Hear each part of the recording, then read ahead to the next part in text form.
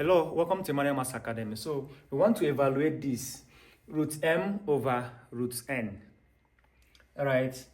So the idea here is that we don't, in mathematics, after solving, we're not supposed to have a root in the denominator, right? After solving, you have a root, whether a number, alphabet, or anything. So you need to simplify further.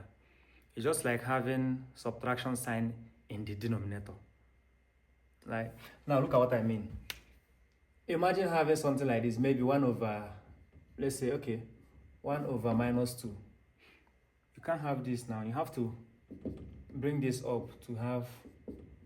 So what I'm saying is that you don't leave something like this. You don't have your answer in this form in mathematics. Likewise, having maybe 1 over root 5. So if you have something like this, you have to simplify further. Right? So using that idea, we want to evaluate this. So from this, you need to rationalize. This is a solved problem. We need to rationalize. And from this is equal to what? Root m over root n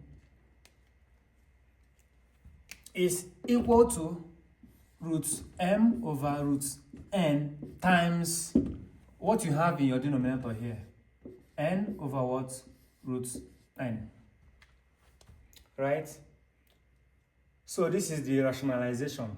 You multiply both the numerator and denominator with what you have in your denominator. Is that correct? So from here, this is equal to what? Mn, you have what? Root mn all over what? Root n raised to power 2. All right. So from this, any number square root of any number raised to power 2 is that number. So that means root n raised to power 2 will give you n. This is equal to what? Root mn over n. As simple as that.